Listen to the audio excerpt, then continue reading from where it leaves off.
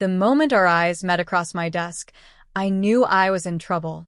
Her wedding ring was hidden in her purse that day, a detail that would later shatter everything we'd built. But I'm getting ahead of myself. If you're new here, this story might break your heart like it broke mine. Hit that like button and subscribe if you want more real-life stories that remind us why love is both beautiful and dangerous. It began on a Tuesday in March. Rain pelted against the windows of my small architecture firm in downtown Seattle. I'd been running my own business for 3 years, specializing in sustainable home renovations. Business was steady, but not spectacular, until Eliza Winters walked through my door. I need someone who understands how to preserve the soul of a space while bringing it into the present, she said, her voice carrying a slight southern lilt that seemed out of place in the Pacific Northwest. I remember thinking she looked like autumn personified, warm auburn hair, eyes the color of whiskey, and a presence that filled the room without trying. She wore a simple cream blouse and jeans, nothing flashy, but I couldn't look away. "That's exactly what I do," I replied, trying to maintain professionalism while my heart hammered against my ribs. "Tell me about your home." Eliza had purchased a 1920s craftsman bungalow that needed significant work. As she described her vision, I noticed how her hands moved when she spoke, how she laughed at her own enthusiasm. I caught myself smiling more than I had in months. "I should disclose that I'm somewhat of a difficult client," she admitted. "My last architect quit because I kept changing my mind." "I enjoy a challenge," I said, not knowing how prophetic those words would become. Our first site visit happened the following week. The house sat on a hill overlooking Lake Washington, surrounded by towering Douglas firs. Inside was a mess of outdated wiring, crumbling plaster, and hidden potential.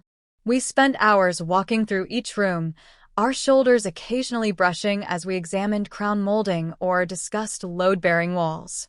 "This space is good bones," I told her, running my hand along an original wooden banister.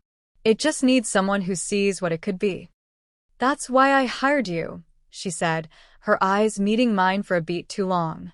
What began as weekly meetings soon became twice weekly, then almost daily. We discuss floor plans over coffee, debate fixture choices over lunch. I found myself looking forward to her texts, which started arriving at odd hours. Asterisk just had a thought about the kitchen skylights. Too much. Asterisk. Asterisk found this amazing reclaimed wood source. Sending pics. Asterisk. Asterisk can't sleep thinking about those stairs. What if we opened them up completely? Asterisk. I told myself this was normal client enthusiasm.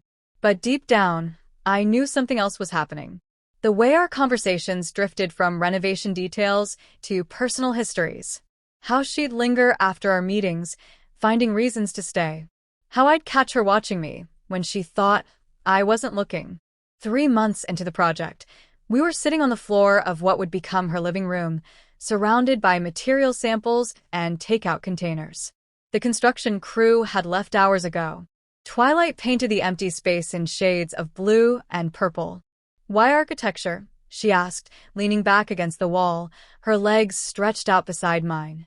I told her about growing up in a house that never felt like home, how my parents' constant fighting had made every room feel like a battlefield. How I discovered that spaces could heal or harm, depending on how they were designed. "I want to create homes where people feel safe," I said. "Where the light falls just right across the floor in the morning. Where the kitchen invites conversation and the bedrooms offer sanctuary." She was quiet for a long moment. "That's beautiful," she finally said. "I've never heard anyone talk about buildings as if they're living things. They are, in a way.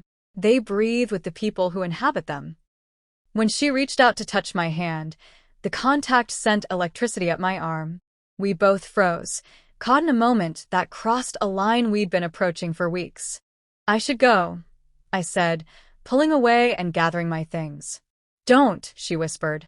I looked at her, really looked at her, and saw everything I'd been trying to ignore. The want in her eyes mirrored my own. "This is a bad idea," I said, even as I set my bag back down. "Probably," she agreed, moving closer. When we kissed, it felt inevitable, like the conclusion of a sentence we'd been writing together since the day we met. Her lips were soft, her hands tentative as they found my face. I pulled her closer, breathing in the scent of her perfume, something with notes of vanilla and cedar. We broke apart, both breathless. "I've wanted to do that since you walked into my office," I admitted. She smiled, tucking a strand of hair behind my ear. "I know. Me too." That night changed everything. The renovation continued, but now there was an undercurrent of something electric between us. We maintained professionalism when the crews were around, but stolen moments in empty rooms became our secret language. A brush of hands while reviewing blueprints. A private smile across a crowded site meeting. I was falling in love, and it terrified me. Client relationships were supposed to be strictly professional. I'd built my reputation on integrity and focus. But Eliza made me want to risk it all. 6 weeks later, the project was nearing completion. We were in the newly finished kitchen, admiring the waterfall quartz countertops and custom cabinetry. Sunlight streamed through the skylights we debated for so long, casting patterns across the hardwood floors. "It's perfect," she said, turning in a slow circle. "Better than I imagined." "It suits you," I replied, leaning against the island. Strong but warm. Traditional with unexpected moments of boldness. She crossed to where I stood and took my hands in hers. "I need to tell you something." My heart raced. We'd been dancing around definitions, avoiding discussions of what would happen when the project ended. I thought maybe this was the moment we'd finally talk about our future. "I feel something for you I've never felt before," she said, her voice soft but steady. "These past months have been... I don't even have words." "I feel the same way," I said, relief washing over me. "I've been afraid to say it, but I'm falling in love with you, Eliza." Her eyes filled with tears. She squeezed my hands tighter. "I'm falling in love with you too." My heart soared. I leaned in to kiss her, but she pulled back slightly. "There's something else," she said, her voice dropping to nearly a whisper. "I'm married." The words hit me like a physical blow. I stepped back, dropping her hands. "What?" "But you don't wear a ring. You've never mentioned." "We've been separated for almost a year," she rushed to explain. "He lives in Chicago. The divorce papers are being drawn up, but it's complicated. There are financial entanglements, family businesses." I felt sick. The room that had seemed so perfect moments before now felt like it was closing in around me. "Why didn't you tell me?" I asked, my voice hollow. At first, it didn't seem relevant. "You were my architect." Then, when things started changing between us, I was afraid. Afraid you'd pull away if you knew. Afraid you'd think I was a liar.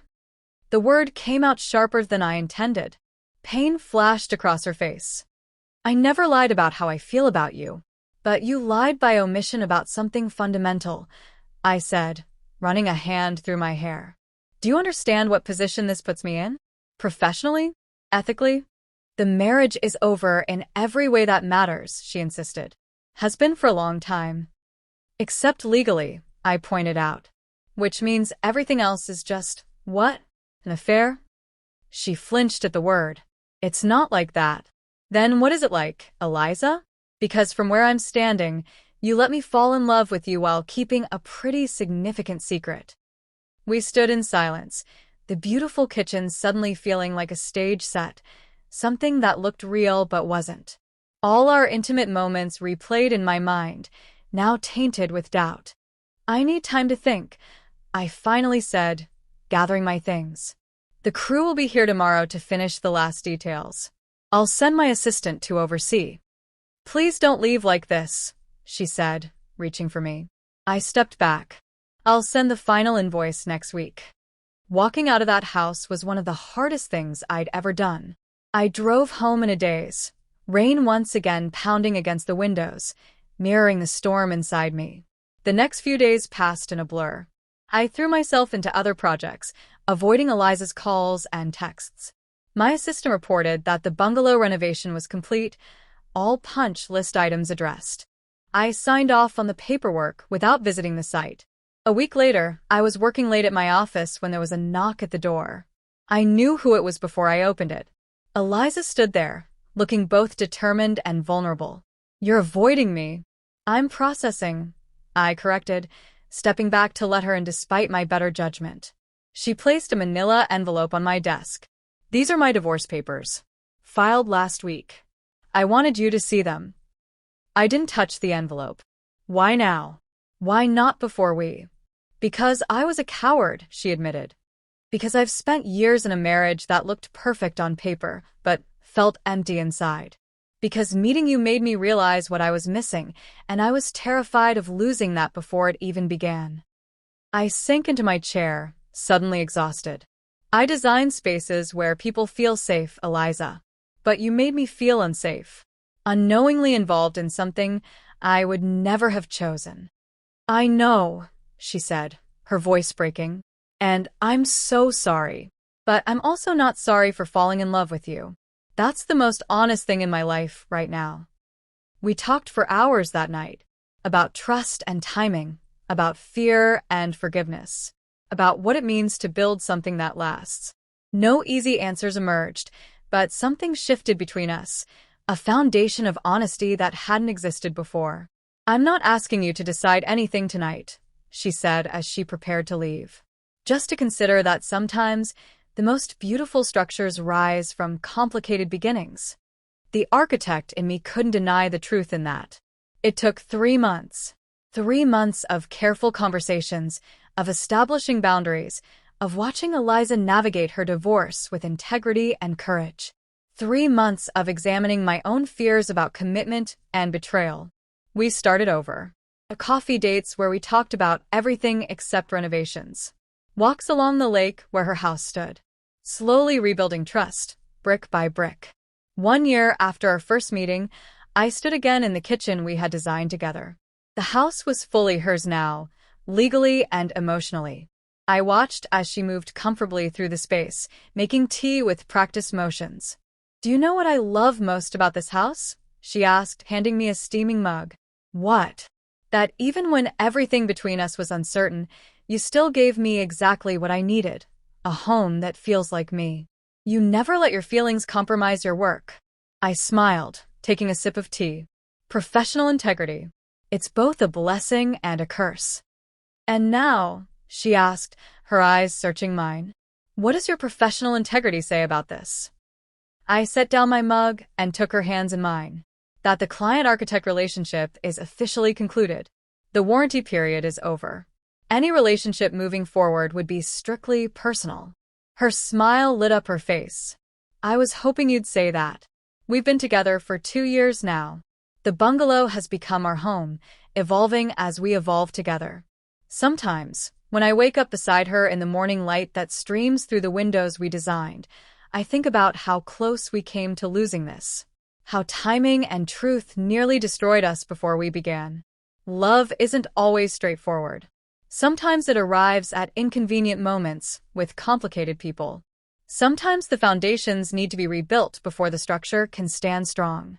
But I've learned that the most beautiful homes and the most beautiful relationships aren't the ones that look perfect from the outside.